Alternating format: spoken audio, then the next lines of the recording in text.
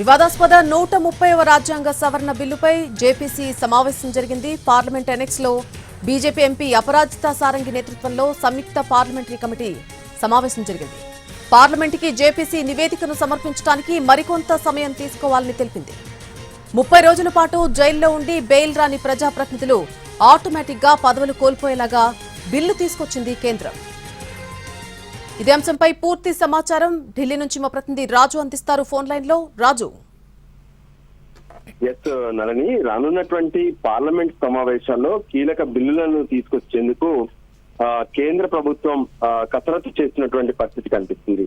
అందులో భాగంగానే గతంలో ఏ విధంగానైతే ప్రవేశపెట్టినటువంటి 130వ రాజ్యాంగ సవరణ బిల్లు, అంటే ఎవరైతే ప్రధానమంత్రి కావచ్చు, దాంతో పాటు ముఖ్యమంత్రి, మంత్రులు అంటే కేంద్ర మంత్రులు, రాష్ట్ర మంత్రులు ఎవరైనా సరే ఏదైనా అవినీతిలో కూరుకుపోయి 30 రోజుల పాటు జైల్లో ఉంటే వాళ్ళు బెయిల్ రాకపోతే ఖచ్చితంగా వాళ్ళు తమ పదవుల నుంచి తప్పుకోవాల్సి ఉంటుంది. అది ప్రధానమంత్రి కావచ్చు, ముఖ్యమంత్రి కావచ్చు, కేంద్ర మంత్రులు, రాష్ట్రాలకు సంబంధించినటువంటి మంత్రులు. అంటే దీన్ని కేంద్రం ఎందుకు సీరియస్ గా తీసుకుందంటే, గతంలో ఏ విధంగానైతే ఢిల్లీ ముఖ్యమంత్రి కేజ్రీవాల్ తో పాటు మరికొంతమంది ముఖ్యమంత్రులుగా ఉండి ఏకంగా జైళ్ల నుంచి పరిపాలన సాగించినటువంటి పరిస్థితి కనిపిస్తుంది.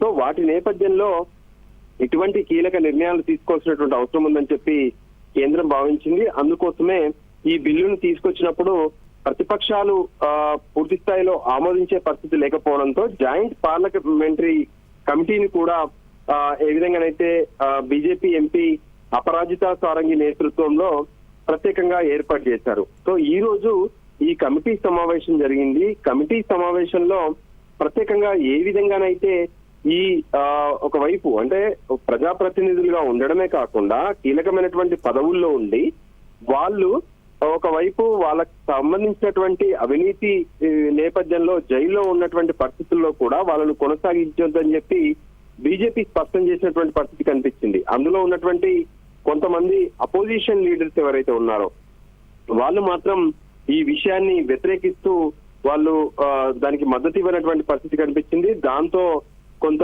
ఈ వివాదాస్పదంగా మారినటువంటి 130వ రాజ్యాంగ సవరణ బిల్లుకు సంబంధించినటువంటి రిపోర్ట్ ను ఇచ్చేందుకు మరికొంత సమయం కావాలని చెప్పి ప్రత్యేకంగా ఏ విధంగానైతే జాయింట్ పార్లమెంటరీ కమిటీ అభిప్రాయపడినటువంటి పరిస్థితి కనిపిస్తుంది. ఈ జాయింట్ పార్లమెంటరీ కమిటీలో తెలుగు రాష్ట్రాల నుంచి ముఖ్యంగా బీజేపీ ఎంపీ డాక్టర్ లక్ష్మణ్ కూడా ఉన్నారు. సో ఈ నేపథ్యంలోనే ప్రస్తుతం జరుగుతున్నటువంటి బిల్స్ విషయంలో, అంటే రానున్నటువంటి పార్లమెంట్ సమావేశాల్లో ఏ బిల్లులు రాబోతున్నాయి, ఏం జరగబోతుంది అనేది కూడా చాలా ఉత్కంఠగా మారుతున్నటువంటి పరిస్థితి కనిపిస్తుంది. Nalini. Right Raju, thank you. వివాదాస్పద 130వ రాజ్యాంగ సవరణ బిల్లుపై జేపీసీ సమావేశం జరిగింది. పార్లమెంట్ ఎనెక్స్ లో బీజేపీ ఎంపీ అపరాజిత సారంగి నేతృత్వంలో సంయుక్త పార్లమెంటరీ కమిటీ సమావేశమైంది. పార్లమెంటుకి జేపీసీ నివేదికను సమర్పించడానికి మరికొంత సమయం తీసుకోవాలని తెలిపింది. అలాగే 30 రోజుల పాటు జైల్లో ఉండి బెయిల్ రాని ప్రజాప్రతినిధులు ఆటోమేటిక్ గా పదవులు కోల్పోయేలాగా బిల్లు తీసుకొచ్చింది కేంద్రం. ఈ బిల్లు కనుక ఆమోదం పొందితే ప్రధాని, కేంద్ర మంత్రులు, ముఖ్యమంత్రులు, మంత్రులు, ఎమ్మెల్యేలు ఎవరైనా సరే ఆటోమేటిక్ గా పదవులను కోల్పోయే అవకాశం ఉంది.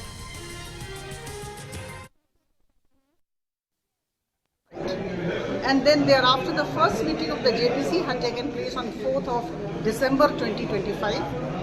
Thereafter, as I said earlier, there have been 12 meetings including the meeting that was held today, and we met about 43 organizations. That includes discussion with 2 honorable chief ministers of Maharashtra and the NCT of Delhi.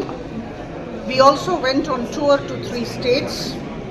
Of course, the Secretariat of Delhi, the state of Maharashtra and the state of Orissa. About 11 state governments had been brought on board. Then we also discussed with about 30 organizations and the legal experts. We discussed threadbare about all the provisions of the bill. We also wrote to about 21 states and union territories who had not come here in person, and we sought their suggestions. At the same time, we reached out to all the political parties, about 27 of them.